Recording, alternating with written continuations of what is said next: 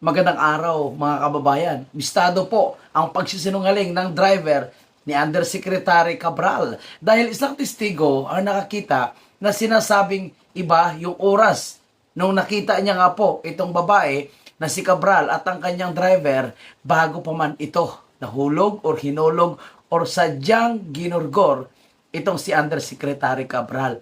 Dahil ang sabi po ng kanyang driver, alas 3 daw po ng hapon, pero ayon sa mga nakakita ng mga testigo at na-interview ng isang mainstream media, alas 8 umano ng umaga. So ano ang katotohanan sa investigasyong ito? At nagsalita na nga po itong Senator Marcolita na dudang-duda po siya sa pagkamatay nitong si Cabral. At mga kababayan, delikado pati itong mga congressman na involved po sa pagkamatay nitong si Undersecretary Cabral. Bakit natin nasasabi yan, mga kababayan po natin?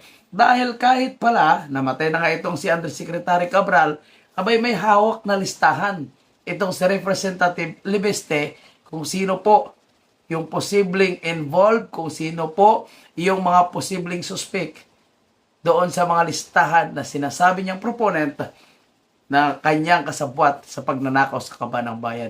Yan po yung ating pag-uusapan. Siyempre, dahan-dahan na po silang sinisingil ngayon. Ayan, RIP po kay Representative Romeo Acop. O ayan, ang gaba ay dili magsaba. Okay, unahin natin pakinggan itong testigo na sinasabi ko, mga kababayan. Naobserbahan ko, bakit palaging nagmiminor ang mga sasakyan. Tapos sinilip ko. Nung naubos na yung mga nakapilang mga sasakyan, nakita ko na may sasakyan doon sa pinangyarihan ng aksidente. May sasakyan na nakaparada, hindi ko maano kung anong klaseng sasakyan yon. May dalawang tao na nasa labas. Yung lalaki, kasi nakapantalon, di lalaki. Short hair. Nakatayo. Kaharap niya yung isang tao na nakaupo sa barandillas. Babae po yun. Siguro, babae siguro yun kasi hindi ko maano kasi maliit na babae. Mahaba yung buhok. Parang ganyan. Yun lang naman. Yun sa mga past 8 siguro yun ng umaga. Okay. So, mga alas 8 ng umaga, pero sinasabi ng driver is alas 3. Palpak ang script mo. Sino ka man nagsulat na animal ka? Tuloy tayo. Natatanda mo kung anong kulay yung sasakyan. Basta, hindi ko maano kung basta dark. Hindi dark na black. Basta lakas yan. Ang DJ, nasa Pwede siguro kasi yung asawa ko, nakita niya rin yung sasakyan na yan, nagparada doon sa gasolinahan, lampas ng gasolinahan. Nakita niya, inaano niya yung sasakyan kasi sabi niya, sino ba itong tao, sasakyan na ito? Sino ang may bisita? Napansin niya. Kasi bumili ng sigarilyo. Nakita niya yung driver na bumaba, nakachinelas. Kaya ng gabi ng gabing yon, inano niya yung sasakyan at saka yung tao, sabi niya, ito naman yung nagparada doon sa Yun lang. Ma'am, natatanda mo kung anong kulay ng nagtambay dito ng umaga? Red. Yung sa babae. Parang yung Hawaiian design niya, hindi ko maano yung isaktong kulay kung red o pink. Sa babae. Yung nakaupo sa... So, ayan po mga kababayan po natin na-identify nga itong driver at sasakyan at hindi niya man talaga nalapitan dahil hindi nga siya sigurado base dito sa kanyang pagsasalita kung si Cabral, unang-una hindi niya na makilala at malayo nga po. Pero yung sinasabi nitong babae na ito is taliwas po doon sa naging pahayag nitong driver. Pero ang driver is identify nila. Ang sasakyan is identify nila. So hindi lang talaga nila namukaan at nakilala ay yung babae na sinasabing nahulog, hinulog, or talagang sadyang wala nang buhay bago ihulog.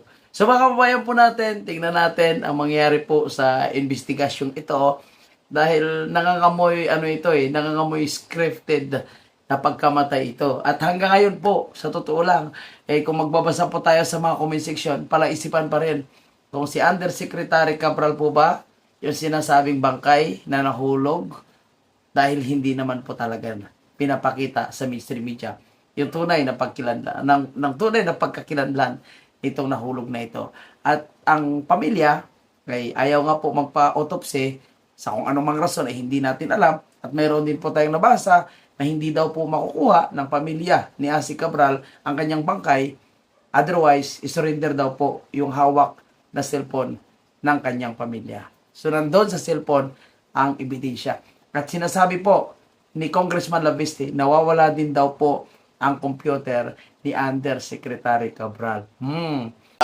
Tama ba yung sinabi mo na binawalan sila ng pulis sapagkat kapanganib yung lugar na yun? Oo. So, umalis nga. Opo. Tapos sabi mo, bumalik uli. So, ibig Bumalik pa. sabihin, parang gusto niya pumunta talaga sa lugar na yun. Oo eh. Pangalawa, napansin ko, sabi na bagit mo kanina, bumalik yung driver para balikan siya, di ba? Opo. Kasi sabi ni, iwanan mo ako pero balikan mo rin ako. Oo nga, pero hindi ba niya hinintay na dapat tatawag? O, balikan mo na ako. Di ba dapat may... Ay, sorry, ganun mo eh. Hindi ba dapat tatawagan ka? O, balikan mo na ako rito. Nasaan ka na? Tagal-tagal mo naman. Ayun Opo. nga. So bakit kagad bumalik yung driver nang wala pang pasabi? Mga isang oras daw po Isang ito. oras sa pagitan, nagpakarga daw siya ng gas eh, di ba? Yun ang mayroon pang istorya Oo doon. nga, pero di ba karaniwan, hihintayin mo yung... Tawag ng boss mo. Kasi iwanan mo na muna ako dito. Opo. Di ba pang karaniwan? O, te-text na lang kita. Tatawagan kita. Wala bang ganun? Wala po. Walang ganon, Sen, ano? Well, ayaw naman ho nating magbigay ng tauna ay iginagalang natin, nirespeto ang pangyayari po dito kay Yusek Cabral. At maaari ay nananangis yung pamilya nila. Ano ha? Kung sa bagay ito. Pero siyempre, yun nga po ang ating sinasabi, maraming katanungan sa isipan ng ating mga kabayan, Sen, sa pangyayari ito. No? At hindi naman Palagay natin ko, maayos yan. kasi ang mga katanungan na yan ay patuloy pang dadami siguro. Opo. Dahil alam naman natin, si Yusek Cabral ay dating nagsilbi sa DPWH. Opo. At alam din natin, very sensitive yung kanyang posisyon.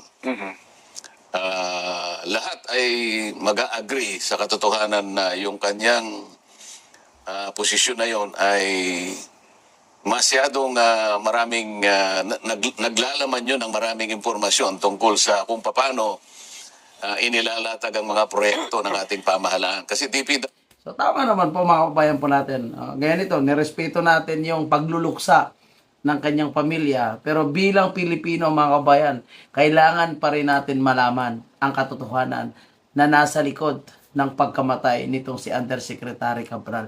Tama yung sinasabi po ni Senator Marcolita na marami pong katanungan talaga na dapat masagot sa pagiging involved nitong si Undersecretary Cabral.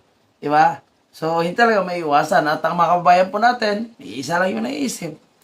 Talagang sadyang pinatay itong si Cabral. DPWH ito, Jen, Nelson. Yusek for planning po siya. Oo. At hanggang sa maaalala ko, mula nung ako ay naging chairman ng Blue Ribbon Committee, ay talagang halos umiikot sa kanyang opisina yung mga unang katanungan dyan. Opo. Lalo na yung mga proponents ng projects, kung paano nilalatag yung mga tinatawag na, kung paano pinalalaki yung mga pondo, kung paano binabahagi. Talagang yung opisina niya ang nakatutok dyan. Oo, tama. At maliban pa dun sa tinatawag nating mga applications. Siya yung umahawak kasi ng mga applications. Ganun ho ba? Oo. So siya yung nakakaalam kung ano yung mga coordinates Yun. ng mga project. Oo. Kung talagang gugustuhin niya na sabihin kung nasaan Oo. ang mga coordinates ng lahat ng projects, lalong-lalo na yung pinag-uusapan noon na flood control, siya talaga ang bukod na opisinang nakakaalam ng lahat ng mga sensitibong impormasyon. Nasa opisina po niya yun, no? Ngayon, dahil nga sa kahalagahan ng opisina niya, nung kasagsagan na nagtatanong ang tungkol dyan, ay nagbitiw nga siya. Oo. At mula doon ay wala nang... So, ang diskarte kasi nila dyan, mga kababayan po natin, kaya nagbitiw ito. Kasi para hindi na po sila mapatawag sa Blue Ribbon hearing. At lalong-lalo na, ang pumalit po bilang chairman ng Blue Ribbon Committee ay walang iba kundi itong si Pinky Lacson. Na isa rin pong obvious na binabayaran ngayon at obvious na pinagtatakpan ang gobyerno na pinamumunuan ni Bongbong Marcos. So, imagine mo, nasa planning ka. So, talagang lahat, kung may kumakausap man na proponent, kung may kumakausap man na matataas na opisyal ng gobyerno, no, at ang kanilang kinakausap ay walang iba. Itong si Cabral. And syempre, dadaan na lang yan sa approval ni Secretary Bunuan. Pero ngayon, mga kababayan po natin, nasaan Secretary Bunuan? Buti na lang hindi po umuwi si Secretary Bunuan. Baka magiging Emmanuel Bunuan International Airport po yung naiya. Diba? Kasi isa po siya sa pinakamalaking involved, sangkot po sa anomalya ng corruption ngayon. Kaya talagang pinalano po nila na palayasin ito. So, ngayon nasaan na? So, paano po siya mapapanagot? At sinungaling talaga sa totoo lang itong si Bongbong Marcos. Dahil nasaan na po yung malalaking isda. Si Bunuan, pinatakas niya na eh. Saldi ko, pinatakas nila. Kaso, dahil dinidiin po nila, ayun, bumaliktad. O ngayon, nasaan si Martin Romualdez? Hindi na naman nakikita ngayon itong si Martin Romualdez. At speaking po, mga kababayan po natin, na talagang kinakarma na po sila. Itong si Ako pala ay pumanaw na po, mga kababayan po natin. Itong si Congressman Romeo Acop. Sabi nga natin, mga kababayan po natin, although, ito, ayan natin ito ha. Okay. Ayan. Sabi nga natin, ito na po yung karma na talagang dumating na po sa kanila. Ito yung mga taong involved, mga kababayan po natin, no, sa malalaking corruption. So, kung involved itong si Cabral, itong si Acop ay involved din ito. At itong mga taong ito talaga, markado po ito sa pagiging magnanakaw at sa pagpoproteksyon kay Martin Romualdez. Hanggat sa kanyang huling hininga, sa kanyang huling buhay, pinoprotektahan pa rin si Martin Romualdez and Bongbong Marcos. Imagine mo, dating pulis ay pinoprotektahan ang magnanakaw. At pilit po niya na dinidiin itong si Vice President Sara sa isyu ng confidential fund, sa isyu ng EJK, itong si Tatay Digong. O, ayan, pinarma po sila. At sa totoo din na talagang sila po ay kasama sa mga taong nagpadala kay President Duterte sa dahig. Dahil sa kanilang ginawa po na kung ano-anong invento na lang doon sa EJK, laban po sa ating dating presidente. O ngayon, iyan ang karma, mga kababayan po natin. At sabi nga po, nitong si Congressman Kiko Barsaga, hindi pa po sila ligtas sa ginagawa po nila. Hindi ibig sabihin daw na nawala na ito, namatay na ito, iligtas na po siya sa kanyang pananagutan. So talagang kasama pa rin sila sa dapat managot, lalong-lalo na sa issue po ng napakalawak na flood control. At usaping flood control, ayan, konektado pa yan kay Cabral. Kaya kahit itong si Acop, kaduda-duda pa rin eh. Kung talagang inatake o sadyang ginawa ng paraan para atakihin ito. Dahil lahat po sila, naglilinis na rin po sila ngayon ng kanilang hanay, itong mga kurakot. Kaya dapat lang, itong nasa DPWH pa, na hindi pa po, no, nagurgor, naku po, huwag nyo nang antayin na baka biglaan kayong atakihin sa puso, bigla kayong maaksidente, o baka sabihin, bigla kayong nagpakamatay at tumalon sa bangin. Di ba? So, dapat magkumanta na kayo. At least, pati ba kongresisman, mga kababayan po natin, at least, bago po kayo maunahan, nalinis nyo na po ang inyong pangalan. At least, nasabi nyo na po ang katotohanan. Agaya ng ginawa nitong si Saldico. Di ba? Okay, tuloy tayo, mga kababayan natin. Wala namang masyadong ginawa na yung Blue Ribbon Committee. At marami nga nagtataka, ba't ganon? Gayong siya yung pinakamaraming nalalaman dyan, parang wala lang. Pagkatapos, maraming nagsasabi na nakakuha ng mga impormasyon Yun. na maaaring makapagbigay ng kung ano-anong related na mga ibang tatalakayin at maaaring ma-involve yung maraming tao. Kaya siguro ngayon, kung mo nangyari yan, talaga naasahan mo na babangon ng mas maraming tanong. Opo, marami talagang tanong. Mas maraming tanong ngayon kaysa kasagutan. Oo. Nakakalungkot yung nangyari dyan. Ako, unang-una, dahil kakilala ko naman siya, sa trabaho ko sa Congress noon, sa mababang kapulungan hanggang sa mag-senador ako, may pagkakataon talaga na nagkakausap sa mga hearing. Opo. Kaya kilala ko naman siya ng personal. Ayun. Kaya hanggang sa ako'y maging Blue Ribbon Committee, nasama nga siya sa unang mga pagtatanong dahil nga sa sensitibong pwesto niya sa DPWH. Opo. O ngayon, nangyari nga ito, inaasahan natin na marami talaga yung magdududa Tama. sa nangyari sa kanya.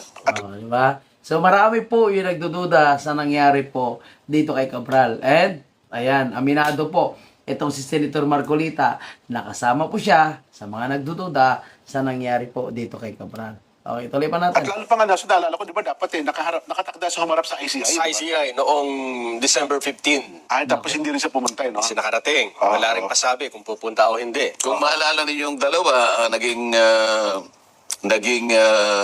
guest natin. Si Kong Lian Libiste po. Si Kong Lian, anak ng aking kumare. Opo. At mula sa kanya, nagsabi siya rito. At dito niya unang inilahad Yes. na meron siyang nakuha mga sensitibong impormasyon na Naku po. binigay mismo ng opisina ni Secretary Yusek Cabral bago pa nangyari itong pinag-uusapan natin. Opo. At nung hinahanap na rin yung computer, hindi na makita yung computer.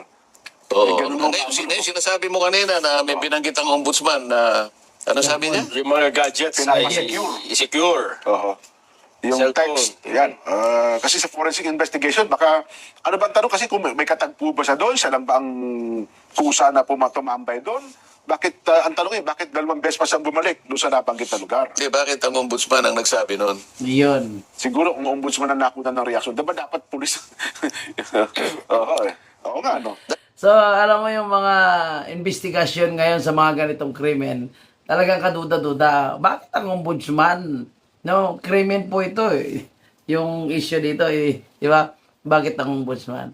Kasi mukhang kasama po sila sa script nitong pagkamatay ni Cabral. Dapat kasi siguro yung mga investigador. Opo, yung mga pulis. Kasi kung hahanap ka ng lead, halimbawa, pero ipaalam niya sa mga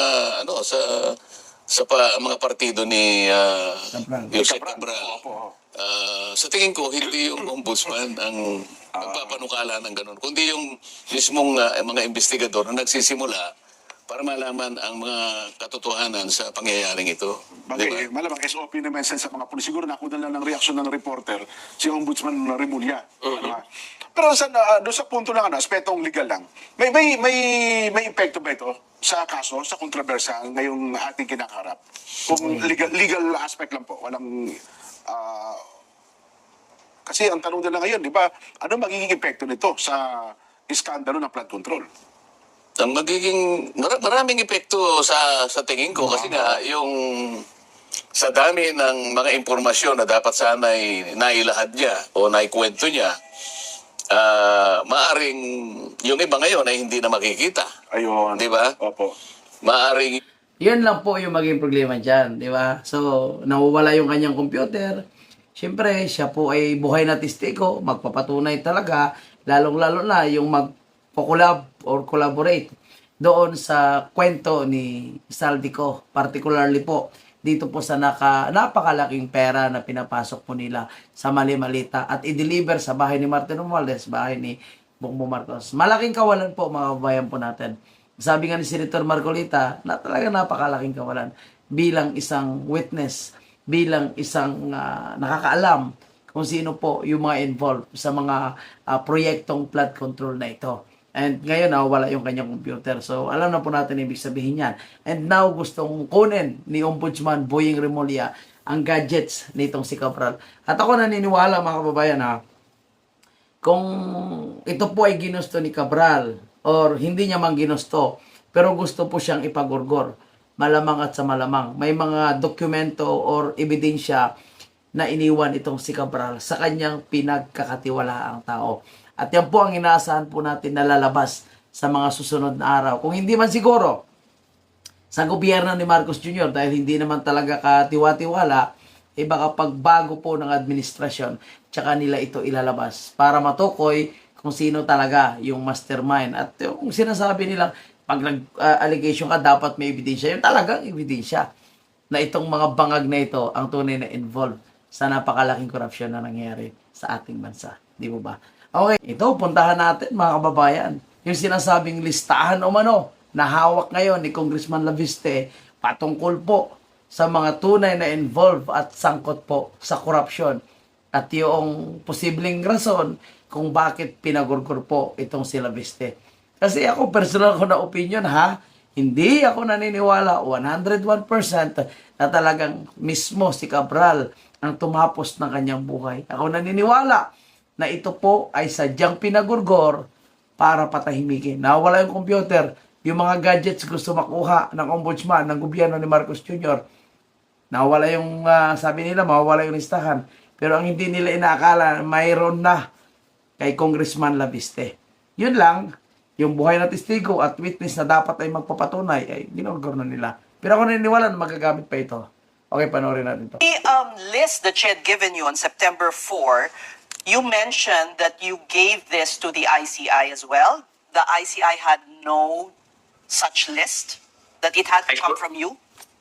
I showed it to them on November 18, and they went to office in Congress on November 19, and the Ombudsman's field investigation team also came to my office on November 26, and they said it was the first time that they saw this list, because as I think I also mentioned before, the ICI's team visited the DPWH central office in early September and said that her office was cordoned off, and they were not given any of the internal files from her computers.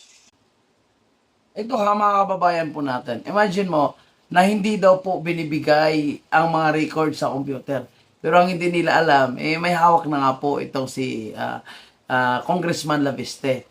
At itong ICI, tingnan nyo po ang ICI. Kahit may listahan po itong ICI, kung sino talaga yung tunay na proponent, tunay na involved, ialam naman natin ang purpose ng ICI. Ang purpose ng ICI ay para pagtakpan ang pinagagawa nitong si Bongbong Marcos, ang involvement nitong si Martin Romualdez, at ilan pa sa kanilang mga alipores na ngayon, pinoprotektahan si Bongbong at pinoprotektahan din ni Bongbong. Kasi kung makikita nyo, sino pa yung nakulong? Mga maliliit na tao lang, maliliit na isda lang. Pero yung tunay na involved, yung mga malalaking kontraktor, ang mga malalaking kontraktor, hindi basta-basta kontraktor, kundi kontraktor, ay hindi po nila ginagalaw. Kaya, no, kawawa lang talaga itong mga diskaya kasi sila po yung nadidiin ngayon. Although sila naman talaga ay involved sa pagnanakaw na ito, sila naman talaga ay kasabwat sa napakalaking pagnanakaw na ginawa po sa flood control, kawawa lang sila dahil sila po yung tinitiin.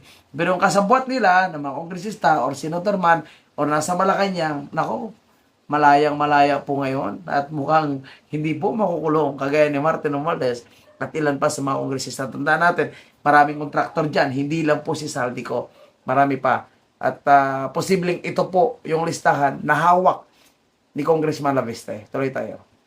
Formed in later September, the computers that had these files were no longer there. Kong, can we clarify, because the last time we spoke to you, we asked you if she indeed gave you a copy of all the files. Can you confirm that you have a copy of all the files with the proponents in them? That is only part of her personal documentation.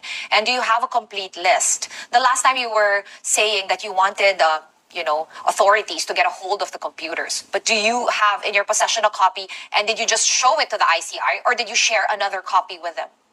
Yes, I have the list of the proponents in the DPWH bundle. Nako, yeah. And I was focusing on Congressman Garjola because that was the subject of our general discussion.